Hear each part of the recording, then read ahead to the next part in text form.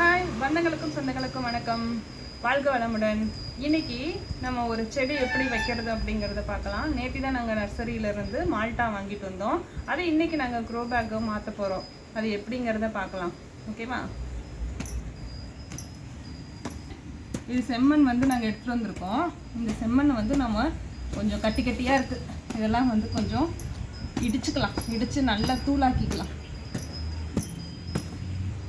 Compost இது வந்து மண்புழு உரம். இது மண்புழு இதில் இருக்கிறதுனால நமக்கு வந்து வேர் பகுதிகளுக்கு வந்து நீர் போகிறதுக்கும், நல்லா மண் வந்து கீழே இருக்கிற மண் மேலே போகிறதுக்கும், மேலே இருக்கிற மண் கீழே வர்றதுக்கும் நல்லா நம்ம வந்து நல்ல உரமாக வந்து இது செயல்படும். அதனால வந்து இந்த மண்ணோட செம்மண்ணோட நம்ம கம்போஸ்ட்டும் சேர்க்குறோம். இது கொக்கோ பீட்டு கொஞ்சம் கலந்துக்கிட்டோம் அப்படின்னா தண்ணி வந்து நல்லா தேக்கி வச்சுக்கக்கூடிய தன்மை வந்து கொக்கோ பீட்டுக்கு இருக்குது.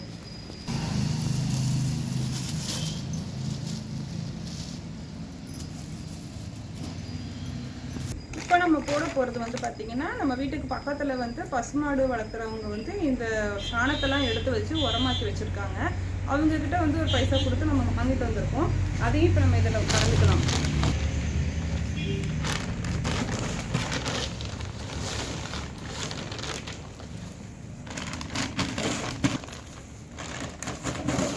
இப்போ செம்மண்ணில் வந்து நம்ம கம்போஸ்ட் வந்து நம்ம கடையில் வாங்கியிருக்கோம். இதில் மண்புழு இருக்குது. இது வந்து கொக்கோ பீட்டு. இது வந்து சாணம் வச்சுருக்காங்க இல்லையா, மாடு வளர்க்குறவங்க கிட்டேருந்து வாங்கின கம்போஸ்ட்டு. இப்போ இது எல்லாமே பாருங்கள், இப்படி ஒன்றா போட்டு நம்ம கலந்து வச்சுருக்குறோம். ஃபுல்லாக போட்டு எல்லாம் நல்லா கலந்துடணும்.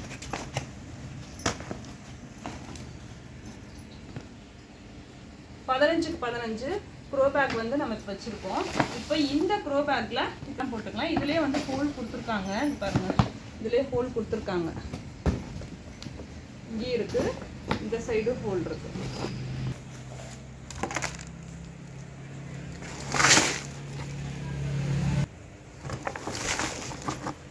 ஃப்ரெண்ட்ஸ், இன்றைக்கி நம்ம வந்து கம்போஸ்ட் ரெடி பண்ணிகிட்ருக்கோம் இல்லையா, இந்த மால்ட்டா செடியை வைக்கிறதுக்காக தான் நம்ம வந்து ரெடி பண்ணிகிட்ருக்கோம். இது 15x15 பேக்கில் தான் வைக்கிறோம். இது பாருங்கள், அழகாக பூக்கள் இருக்குது, காய்கள் இருக்குது, துளிர் விட்டுருக்குது. இந்த மாதிரி தான் நம்ம வந்து சூஸ் பண்ணி வாங்கணும். இது வந்து மார்க்கெட்டில் வந்து ஹை ரேட்டு தான். ஏன்னா இது வந்து விட்டமின் சி வந்து இதில் வந்து நிறையா இருக்குது. ஹெல்த்தியான ஃப்ரூட்டு. இதனுடைய ஃப்ராக்ரன்ஸ் வந்து சூப்பராக இருக்கும்.